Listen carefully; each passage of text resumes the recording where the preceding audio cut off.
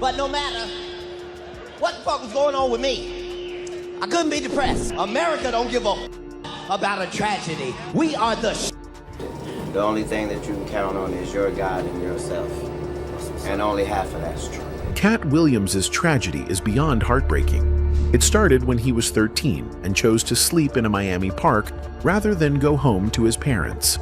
It was a confusing time, but yeah, I had a childhood. I was grown, but I at 5 years old, I was in front of 10,000 people giving a performance. The story begins in a place most people never get to see, a place where fame isn't earned with sweat, talent, and sacrifice, but with silence, obedience, and the willingness to bend when powerful hands decide to shape you.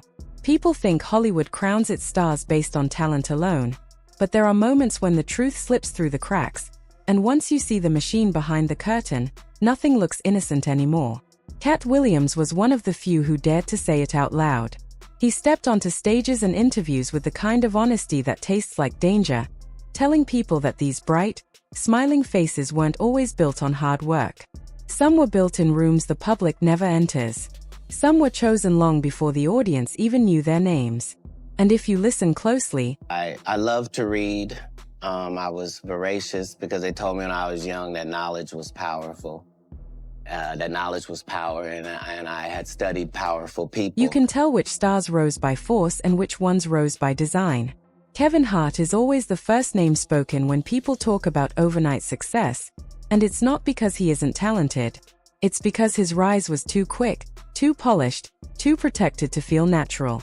In the world of comedy, every legend talks about grinding for years, performing in tiny rooms, getting rejected, and failing again and again before someone finally gives them a shot. But Kevin seemed to walk right past the struggle, stepping into sold-out arenas, blockbuster movies, global tours, and commercial deals before most people even memorized his early jokes. Katt Williams said it plainly. Kevin did not go through the ritual. He did not walk through the fire. He became a superstar because someone opened a door for him, not because he kicked it down himself. And once Hollywood chooses you, the protection around you is so strong that almost nothing can knock you down. Every scandal disappears. Every problem turns into a joke. I'm gonna do it again because I got to break Kevin's new record. I got to get back on the stage because this new record that Kevin got, I got to have it back, Kevin. I've talked to him. Eddie, what the you doing? Get on stage. I don't know, man. Maybe. But Jussie Smollett gonna keep lying until you say we don't believe you. I don't know what records nobody broke, Kevin. And every narrative is rewritten to keep the brand alive. It leaves people wondering who really built Kevin's career.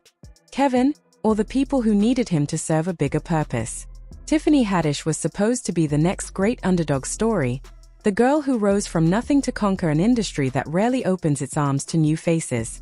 But Katt insisted that her rise wasn't the miracle people believed. He said she didn't fight through the gauntlet comedians normally face. She didn't spend years proving herself to crowds that didn't care.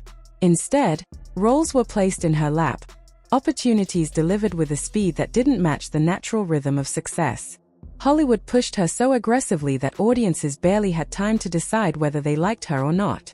That kind of elevation doesn't happen randomly.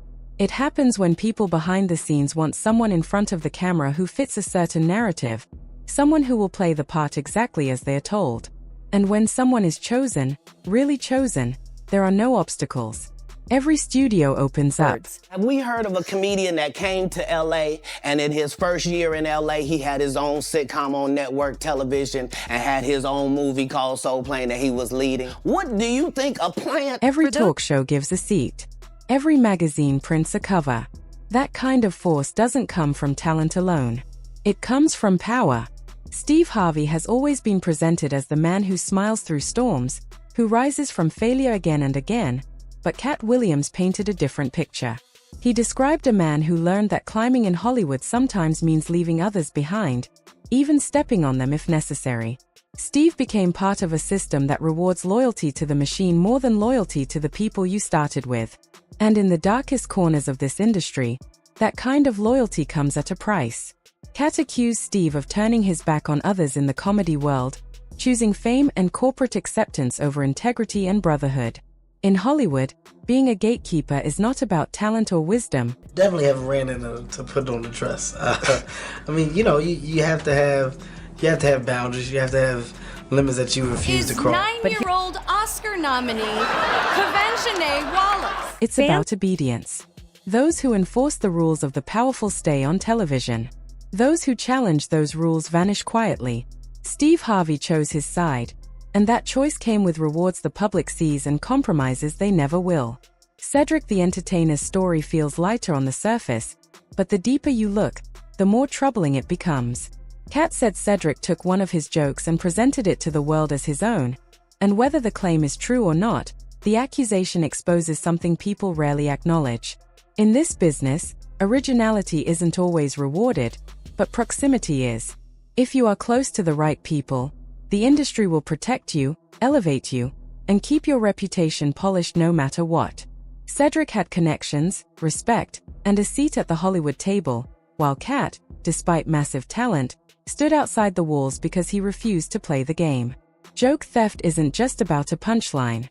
It's about how the industry decides whose voice gets amplified and whose voice gets buried, even when the buried one is the true creator. Tyler Perry's chapter introduces a different kind of power, one that doesn't dance for Hollywood but sits alongside it, shaping it from another angle. Perry built his own empire, but Katt believed that empire was used to serve certain agendas. Tyler decided who got hired, who stayed working, and who disappeared from roles that could change their careers.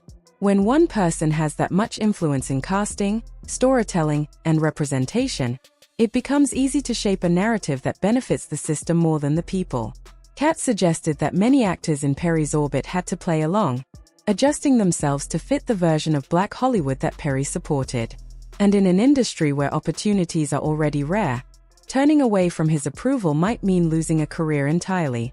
Power like that isn't always dangerous because of what it does. Sometimes it's dangerous because of what people are afraid to do in its presence. Ludacris entered the conversation not because of comedy, but because of opportunity. Katt said he took roles that were meant for someone else, becoming another example of how Hollywood moves people like pieces on a board. Roles don't always go to the best actor. They go to the actor who fits the machine's plans. When Katt talked about Ludacris, he was exposing a pattern, a quiet system where someone's opportunity becomes someone else's stepping stone. It isn't about fairness. It's about control. When studios decide to replace one face with another, they don't explain. They don't justify. They simply pick the face they want, and the machine adjusts itself around that choice. The public sees the finished product.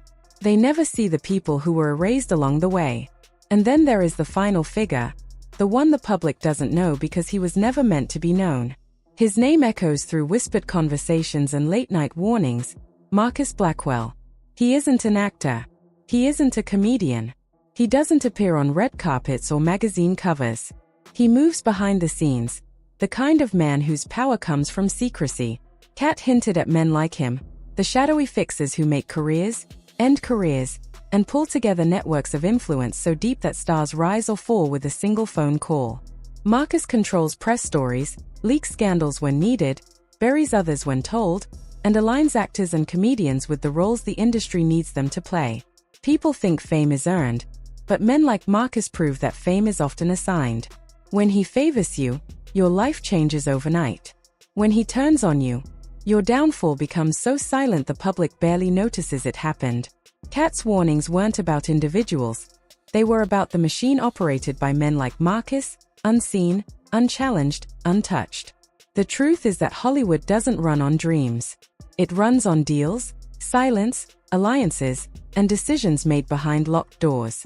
Katt Williams didn't warn the world because he was angry. He warned the world because he saw the gears turning.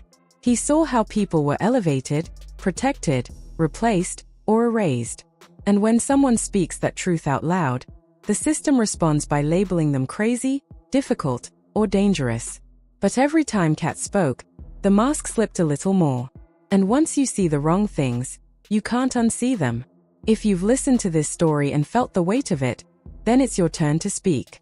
Tell me whose rise felt real to you, whose journey felt forced, and whose story you never questioned until now. Share your thoughts, your theories, and your perspective. And if you want to hear more about the hidden side of fame, subscribe and stay close, because the surface of Hollywood is shiny, but the truth underneath is darker than most people are willing to imagine.